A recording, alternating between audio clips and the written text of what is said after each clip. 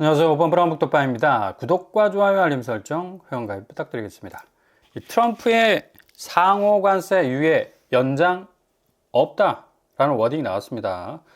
야, 이렇게 되면 뭐 결국에 가서 이 트럼프의 의중대로 탄력성 있게 뭔가 진행될 것 같았던 관세 협상도 결국에 가서는 미국의 기준에 따라서 저마다 나라마다 어떤 차등을 가진 그런 어떤 이 관세율이 발표가 될 건데, 일본이 거의 뭐 뒤통수 맞았어. 뭐 거의 뭐 눈탱이 밤탱이 될 정도로 뭐 30%나 35%를 부과한다고 하지 않습니까? 최초 이시바 총리가 트럼프와 관세 협상을 하면서 20% 안쪽으로 좀 갈 것이라는 예상도 지금 벗어나고 있고요. 7월 8일까지 이제 이 유예 기간이 종료가 되는데, 상호관세 유예 시한을 연장할 뜻이 없다라고 거듭해서 천명을 했습니다. 근데 상호관세 중에 이 상호라는 수식어는 좀 빼야지. 이건 상호가 아니잖아. 일방적인 거잖아. 그냥 일방적으로 그냥 불러주는 대로 받아 적어야 되는데 받아쓰기 해야 되는 그런 관세 정책 아닙니까? 엄밀한 의미에서 보자면 트럼프가 불러주는 대로 받아 써야 되잖아. 그러니까 4월 발표한 당초 관세율보다 어떻다 상향될 수 있다. 이 사정이 이렇게 돌아가다 보니까 뭐 저마다 뭐 각국의 어떤 대응 뭐 상당히 분주해질 수밖에 없는 거고, 이거 미 재무부 장관도 내주에 추가 무역 합의 관세율 발표를 예상하고 있다라는 그런 뉘앙스를 던지는 것도 역시 앞으로 정확한 어떤 이 협상 테이블 위에서 상호 간에 뭔가 긴밀한 어떤 협력 체제를 통해서 관세율을 발표하는 것이 아니라 그냥 일방적으로 던진다는 얘기입니다. 내가 뭐 폭투를 던지건 커브를 던지건 슬라이더를 던지건 직구를 던지건 던지는 대로 받아!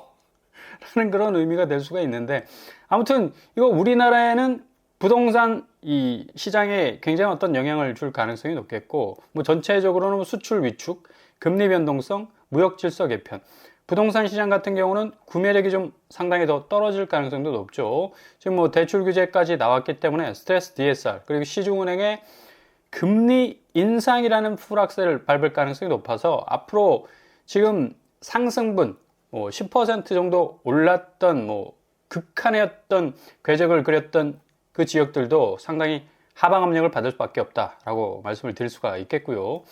뭐 건설 쪽도 당연히 뭐 원가 상승이라는 비용 상승분이 발생할 수밖에 없겠고, 대출 금리 인상 가능성 충분히 있죠. 지금 뭐 오늘 시중은행에서 전격적으로 금리 인상하겠다라고 이 단적인 시그널을 줬는데, 외국인 투자 역시 뭐 감소할 수밖에 없는 거고, 상업용 부동산은 뭐 거의 죽었다 말해도 될 정도로 이전에 더욱 위축됐었는데, 뭐 지금 같은 경우에는 뭐 거의 퇴로를 볼 수 없을 정도로 상당 부분 어려워질 가능성이 높습니다.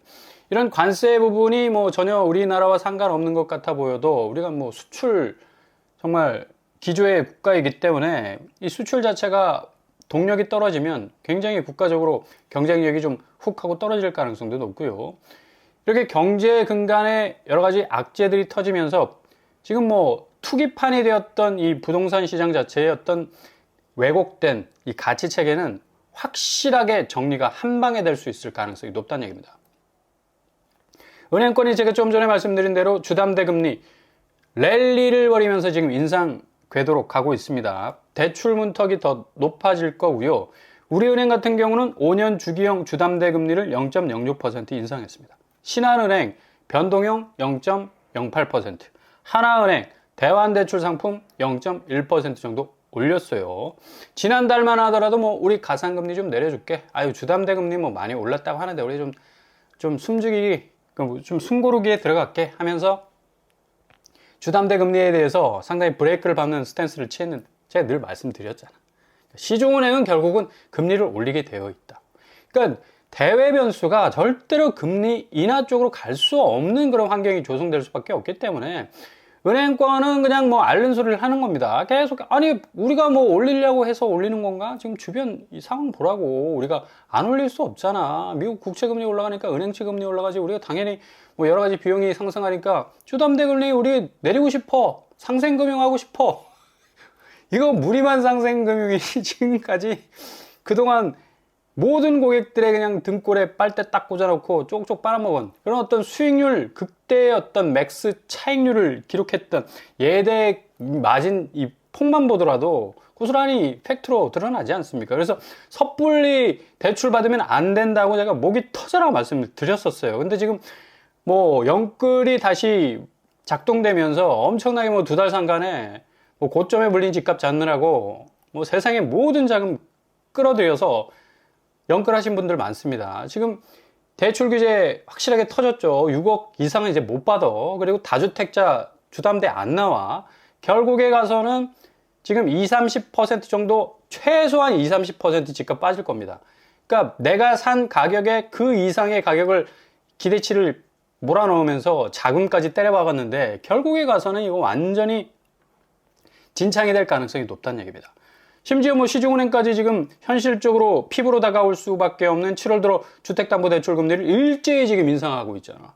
변동금리 내려간다, 뭐 고정금리 부분에 있어서도 어느 정도 뭐 안정적인 어떤 금리 궤적으로 갈 것이다라는 모든 전망들이 다 그냥 뽀개지고 있습니다. 수도권에서 주담대 한도 뭐 최대 6억 원으로 제한된 가운데 주담대까지 올라, 그리고 스트레스 DSR 3단계 7월 1일부터 시작이 됐어.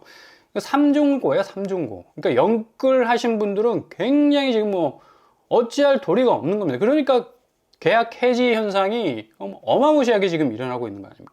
신한은행도 뭐 고점 5.03%로 인상을 했고, 하나은행도 0.1%. 뭐 너나 나나 할 것 없이 일단은 은행은 금리 올리면 좋거든. 그죠? 화장실 들어가서 입꼬리가 귀에 딱 걸릴 정도로 촛불도 제대로 못 불어. 입꼬리가 귀에 걸려가지고. 그러니까 그 정도로 계속해서 뭐 이러나 저러나 은행은 엄청난 수익을 땡길 수가 있는 건데, 결국 이제 가계대출 계속해서 줄이는 방향으로 정부가 유도를 할 수밖에 없기 때문에 은행들 하반기 먹거리가 상당히 그 파이가 줄어들 가능성 높습니다. 하반기 은행권 가계대출이 10조 원 정도 감소될 가능성 높고요. 이렇게 되다 보니까 지금 금리 올려, 그리고 뭐 정책 금리까지도 올라가, 대외 변수 터져, 이러면 그 고점에서 집값을 잡기 위해서 대출을 끌어왔던 사람들의 이 채무 상환 능력, 그러니까 연체율이 엄청나게 또 올라올 가능성도 높다는 얘기죠. 결국에 가서는 이 대출 부분에 있어서 엄청난 영업 능력을 발휘하면서 탁월하게 그냥 빨대를 많이 꽂았지만 그 빨대에서 올라오는 게 스윗한 게 아니야, 이게. 그냥 결국에 가서는 완전히 그냥 다 썩어 빠진 연체율로 변모가 되는 뭐 엄청난 부실이 터질 가능성도 있다는 얘기죠. 이게 지금 심각한 게 국내 은행들이 총 수익 80% 정도를 이자 수익으로 벌어들이고 있어요. 물론 뭐 금융권이야, 예대마진 통해서 뭐 영업이익 얻는 거 당연한 건데, 우리나라는 너무 금융권이 이쪽, 이게 자본시장 쪽에 어떤 건전한 선순환적인 투자를 통해서 금융권이 좀 수익을 창출을 해야 되는데 그냥 뭐 빨대 꽂는 형식으로 가고 있었으니까. 아니, 총 수익의 40%가 가계대출에서 나온다는 게 말이 됩니까? 그러니까 이게 완전히 국민들이 집을 산다 해서 이게 집을 사는 게 아니지. 월세 내는 거잖아. 매달 뭐 몇백만 원씩 내는 사람도 있고, 그죠? 월세 사는 거랑 마찬가지지 않습니까? 결국 가계대출에서 모든 수익을 끌어들이다 보니까 건전성 자체가 굉장히 안 좋아질 수밖에 없는 거죠. 뭐 이런 상황이 지속이 되다 보니까 지금 오늘 시중은행들이 대출 문턱을 크게 높일 수밖에 없는 상황으로 지금 번져가고 있고요. 서울 아파트 매매 계약 건수가 뭐 27일 이전에는 뭐 59.4%, 그러니까 그 전날 26일에 비해서 거의 60% 이상 급증한 것만 보더라도 그만큼 이 대출 규제의 어떤 임팩트, 그 영향이 엄청나다는 걸 볼 수가 있죠. 이제 27일 이후 28일부터 시작된 이 대출 규제가 뭐 더 이상 감당할 수 없을 만큼의 압박감을 주니까 60% 이상이 그냥 뭐 매매 계약서를 써버렸다는 얘기죠. 전날보다 59.4% 증가했다는 것. 이 팩트 하나만 보더라도 이 대다수의 많은, 특히 2030을 중심으로 해서 내 집 마련에 대한 어떤 스탠스가 모두 다 부채라, 모두 다 빚이라는 얘기입니다. 그러니까 그 자산 가치가 건전할 수 없는 건 모래성 위에 세워진 거라는 얘기입니다. 그러니까 아무리 모래성을 쌓고 하더라도 이게 그 모래성 자체가 한번 밀물이 밀려 들어오게 되면 그냥 흔적 없이 지워지지 않습니까? 지금 금리 부분, 환율 부분, 지금 관세 부분, 어마무시한 어떤 타격을 가져올 수 있는 가능성, 잠재적 리스크들이 쫙 깔려 있는데, 이 상황에서 계속적으로 그냥 대출 무리하게 땡겨서 또 매매 계약서를 뭐 그 전날 뭐 60% 이상 쭉 하고 올라갈 정도로 받아버렸으니까 이거 결국에 가서 집값 조정장, 그러니까 30% 40% 단기적 조정장이 올 겁니다. 강남도 분명히 30% 40% 이상 빠져. 그리고 최대 70% 이상 빠질 가능성도 충분히 있다는 얘기예요. 결국에 이렇게 고점에 무리해서 60% 이상 계약서 억지로 쓴 사람들 연체율 감당 못해. 요새 3개월 연체하면 그냥 바로 그냥 문자 날라옵니다. 경매로 넘기겠다고. 어마무시한 세상이야. 이런 어떤 이 리스크, 위험들을 좀 간파하면서 직진을 했었어야 되는데 무조건 풀악셀을 밟았다는 얘기입니다. 무슨 페라리 모는 것도 아니고. 그렇잖아. 영끌 갈아타기 포기할 수밖에 없는 거지 지금. 수십억 계약 파기 속출할 수밖에 없는. 이제 뭐 갈 길은 구말린데 지금 뭐 겨우 걸음마를 떼고 있었으니까 이거 감당이 안 된다는 얘기예요. 그러니까 가계약금 뭐 1, 2억 그게 문제가 아니라는 얘기지. 앞으로 뭐 10억 이상을 감당해야 되는데 그거 어떻게 감당이 안 된다는 얘기입니다. 그래서 정부 대출 규제 이후에 준상급지 주요 단지 해약 사례를 보더라도 집값이 어마무시하게 올랐던 것을 중심으로 여기는 조금 이 상승의 어떤 연결고리가 약한 곳이죠. 왜냐하면 이 변수가 딱 터지게 되면 그냥 집값 자체가 완전히 무너질 수 있는 가능성이 있는 그런 지역들입니다. 양천구, 영등포구, 성동구, 마포구. 그렇잖아요, 지금. 아니, 양천구에서 22억이 말이 되냐고. 26억까지. 거의 30억 치고 올라간다고. 그렇게 뭐, 소문이 자자했었는데, 지금 이제 대출 규제 나오면서 이제 완전히 이 상승분 그대로 반납하게 될 겁니다. 영등포구도 마찬가지고요. 성동구, 마용성이라고 불리는 것도 여기 연결고리가 굉장히 약해요. 이게 대변수나 뭐, 대내 변수가 터지기 시작하면 아 제발 우리 좀 강남에 좀 편입 좀 시켜주세요 하면서 어마무시하게 집값 펌프질했던 20억 뭐 30억 그 정도로 집값을 기대했던 곳들마저도 결국에 해약 사례가 어마무시하게 지금 늘어나고 있는 걸 볼 수가 있습니다. 날짜를 한번 쫙 보라고. 27일, 30일, 7월 1일 그죠? 대출 규제 6억 이하로 딱 발표가 나면서 그냥 고스란히 도미노처럼 쭈르륵 하고 모든 해약 사례가 넘어지듯이 일어나고 있다는 얘기입니다. 자, 양천구를 한번 보겠습니다. 양천구는 지금 목동 신시가지 2단지가 9천만 원 하락, 최고가 거래였어. 27일 이전에는. 그만큼 양천구 목동을 중심으로 해서 말달리기를 시작했는데 결국 규제 나오면서 27일부터 27일 규제 딱 터지니까 집주인이 집 팔려고 딱 내놨는데 어휴 큰일 났네. 빨리 팔고 나가야 되겠다. 어찌 보면 단가를 더 내려쳐서 후려쳐서 그냥 탈출구 마련하고 그냥 런 쳤을 가능성 높습니다. 9천만 원 하락하는 6월 27일 기준으로 이제 하락으로 본격 접어드는 모습을 보여주고 있죠. 신시가지 2단지 21억에서 22억까지 치고 올라왔는데 22억 거래는 조금 수상하지. 취소 딱 때렸잖아. 그만큼 규제가 딱 나오니까 아예 안 되겠구나. 집값 펌프질을 했는데 펌프질 하다가 빵꾸가 나가지고 큰일 나겠다. 그래가지고 그냥 런 친 겁니다. 그리고 목동 신시가지 2단지 50평대도 지금 35억에서 34억. 한 9천만 원 정도 이 가격 파이가 떨어지는 걸 볼 수가 있습니다. 그리고 영등포구도 지금 뭐 해약 사례가 어마무시하게 지금 나오고 있는 곳인데 영등포구도 지금 물레 힐스테이트 역시도 2억 4천. 6월 30일 그러니까 27일, 28일 그러니까 28일 날 대출 규제가 본격적으로 시작이 됐죠. 그 이후에 나온 첫 거래인데 보세요. 13% 벌써 빠지고 있잖아. 2억 4천 지금 하락하고 있습니다. 그러니까 그만큼 지금 올랐다 했던 가격들이 다 집주인들 이바구에서 나온 거야. 그러니까 이빨 털어가지고 펌프질해서 호가를 올린 건데 그 호가 뭐 하루아침에 뭐 1, 2억씩 충분히 내릴 수 있는 거잖아. 전혀 거래가 된 실거래가 어떤 이 가치 체계가 아니기 때문에. 그러니까 우리나라 부동산은 참 문제가 많아요. 집주인들, 그러니까 건물을 소유하고 있는 그런 사람들의 이빨을 터는, 그러니까 이바구에서 나온 가치가 실제 시장에서 형성이 되는 어떤 아주 왜곡된 어떤 부동산 시장이라는 얘기. 그러니까 사람들이 착각을 하잖아. 그런 호가에 물려가지고 고점에서 설거지 딱 당하고 결국에 가서는 그냥 완전히 뭐 집 경매로 넘어가는 그런 어떤 상황이 뭐 펼쳐지고 있는.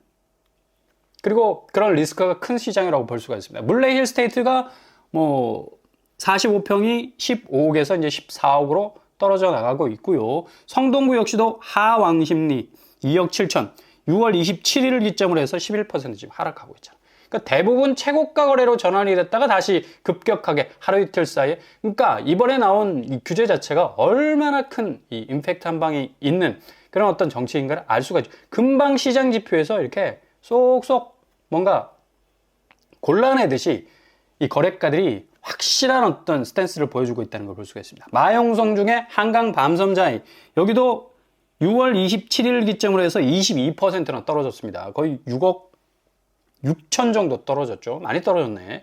한강 밤섬자이, 발음이 안 된다. 나도 당황이 돼서. 한강 밤섬자이 역시도 6월 27일 기점으로 해서 22%. 그러니까 이게 굉장히 상징적이다. 뭐 어찌 보면 마포구의 지금 연약한 이 상승 고리가 이 깨질 수 있는 어떤 이 전환점으로 지금 가고 있다는 것을 고스란히 보여주고 있습니다. 이후에 일주일 지나고 2주일 지나고 7월 한 중순까지 간다면 마용성은 엄청난 집값 조정기를 겪을 가능성 높고요. 30%에서 40% 단기간 빠진다. 강남구도 적어도 한 30% 이상 빠질 가능성 높고, 역시 전체적으로 볼 때 많이 빠지는 것도 50%에서 70% 이상 집값이 조정될 가능성이 높다는 얘기입니다. 그리고 강남구 압구정동에 있는 한양 6차 역시도 61억에서 38억으로 뚝 떨어지는, 어떻게 보면 뭐 특수관계인 간의 어떤 거래일 수도 있겠다라고 생각이 되어지지만 이거 바로 취소를 해버렸어도 이것도 굉장히 이상하죠. 뭔가 냄새가 난다. 그래서 한양 6차, 그러니까 강남구에 있는 아파트들까지도 뭐 엄청난 조정을 겪을 가능성이 높다는 얘기입니다. 제가 말씀드렸듯이 30% 이상은 분명히 강남도 이 조정기에 들어갈 가능성이 높다는 걸 볼 수가 있죠. 그래서 너무 서두를 필요가 없다는 얘기입니다. 강남구 청담동 건영아파트 6월 27일 뭐 그냥 지표는 거짓말을 안 해. 고스란히 보여주고 있잖아. 6월 27일 9억 하락했습니다. 25%. 청담동. 그죠? 그러니까 강남의 조정기, 절대로 우리는 뭐 우리의 길을 가련다, 노빠꾸다, 알바노다, 우리가 알바냐, 니들이 뭐 집값이 조정되든 말든 우리는 무조건 오른다라는 그 기세와 그 분위기, 그 조종장 절대로 찾아오지 않을 거라는 그 전망들은 다 이제 깨지게 생겼다니. 그러니까 이전의 부동산 사이클로 지금의 사이클을 이해하기란 굉장히 지금 어려운 상황이 됐고, 결국에 가서는 서울 아파트 거래량 지금 떨어지는 거 보세요. 거의 수직에 가까이 지금 떨어지고 있잖아. 그러니까 그만큼 이 비정상적으로 올랐던 가격 수위의 그 기저에 받치고 있었던 이 잘못된 거래들, 그죠? 영끌을 중심으로 해서 세상의 모든 자금 몰아가지고 고점의 집값을 잡으려 했던 그 거래량도 굉장히 지금 많이 빠지고 있는 걸 볼 수가 있고, 무순위 청약도 마찬가지입니다. 고척 푸르지오 힐스테이트 메디얼 엄청난 뭐 고분양가로 나온 그런 두 단지 아닙니까? 39가구, 109가구 정도가 그냥 완전히 무순위 물량이 풀렸는데, 여기도 뭐 무한궤도로 무순위를 돌리면 글쎄요, 어떤 결과가 나올지 한번 지켜볼 그런 어떤 이 수순이 될 수 있을 것 같고, 뭐 이재명 대통령도 주택이 투기 수단이 되면서 주거 불안정 초래했다고 이렇게 언급하지 않았습니까? 그만큼 한국의 부동산 시장 자체가 좀 국가 경제의 근간을 뒤흔들 만큼 굉장한 어떤 리스크를 가져올 수 있는 좀 비정상적인 어떤 가치 체계 위에 세워진 그런 자산 가치라는 얘기입니다. 그러니까 부동산으로 계속해서 돈이 한정되고 자금이 몰리고 거기에 갇혀 있다 보니까 이게 결국에 가서는 돈 놓고 돈 먹기야. 투기 수단이 되면서 결국 실수요자들이 내 집 마련 통해서 주거 안정성을 좀 도모하려고 했는데 이게 전혀 안 됐다는 얘기죠. 오히려 주거가 불안정성의 어떤 이 극으로 치닫고 있었던 그런 어떤 모습을 고스란히 보여줬는데, 지금 자본의 흐름이 이제 부동산에서 자본시장, 코스피 쪽으로 지금 흘러가고 있는 모습을 고스란히 보여주고 있죠. 최고 690선까지 지금 자금 회전율이 쭉 하고 지금 자본시장으로 빠져나가고 있다. 이건 뭘 말하느냐? 결국에 가서는 자산시장, 부동산 시장에 있어서의 자금 회전이 상당히 경색되는 어떤 수순으로 갈 수밖에 없기 때문에 앞으로 집값은 우리가 기대하고 예상하고 그리고 전망하는 것보다 훨씬 더 크게, 거의 뭐 파괴적인 어떤 의미에서 보자면 상당히 이 지축을 흔드는 이 자산시장의 대지형도 변화를 가져올 가능성이 높다는 얘기입니다. 이렇기 때문에 하나는 기준금리 인하 신중할 수밖에 없죠. 금리 인하 해버리면 다시 집값이 올라갈 수 있는 잘못된 시그널이 될 수밖에 없기 때문에 가계대출 급증세 경계할 수밖에 없는 거고, 5대은행 가계대출 증가만 보세요. 주담대가 뭐 거의 용오름이잖아요. 용오름. 그냥 완전히 여의주를 딱 물고 그냥 승천하듯이 올라가는데 전체 가계대출을 견인하는 어떤 가장 강력한 드라이브가 됐었으니까 지금 영끌 부부들도 지금 뭐 엄청난 뭐 잠을 못 잘 정도로 뒤척이고 있습니다. 6억 이상, 뭐 4억 이상, 뭐 9억 이상 받는 사람들 뭐 부지기수 됐잖아. 이분들의 심리 기저가 뭐예요? 매수 심리 기저가 뭐였냐? 벼락거지 되기 싫어. 이거 다 어찌 보면 이 조장된 심리였거든. 니들 집 안 사면 벼락거지 된다, 벼락거지 된다. 계속 그런 식으로 사람들을 꼬셨으니까 이 겁 없이 뭐 대출 받고 집값이 이제 떨어지기 시작하면 그 대출금 뭐 공포로 변할 가능성 높겠죠. 대출액이 3억 정도 되는데 월 갚아야 될 금리가 246만 원, 291만 원 정도 됩니다. 근데 보통 뭐 영끌하신 분들은 뭐 5억 이상 받았잖아. 그러니까 지금 이번에 나온 6억 이상의 대출 금지도 굉장히 어떤 이 기묘한 그런 어떤 선상에 있는 액수다라고 말씀을 드릴 수가 있어요.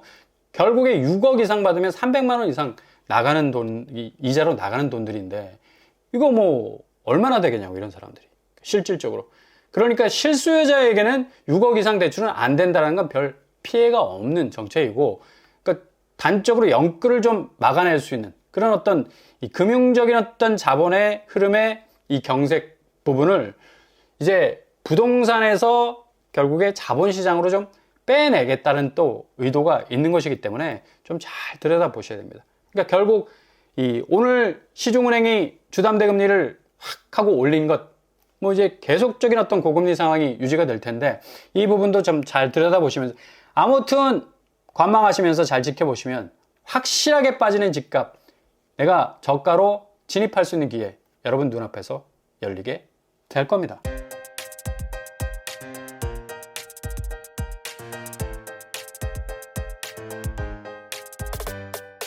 오늘의 부동산 캐릭터처, 시중은행이 뭐 확실하게 주담대 금리 인상 쪽으로 지금 방향을 틀었습니다. 이후에 확실히 집값 자체가 굉장히 큰 폭으로 조정될 가능성이 높다. 실수요자들에게는 굉장한 또 기회가 될 수가 있겠고요. 부동산 시장이 보다 더 정상적으로 돌아올 수 있는 하나의 분기점이 될 수 있을 것 같습니다. 오늘도 응원합니다. 항상 여러분의 길이 꽃길만 되실 수 있길 바랍니다. 이상 건프로 한복도 발언하시겠습니다. 구독과 좋아요 부탁드립니다. 감사합니다.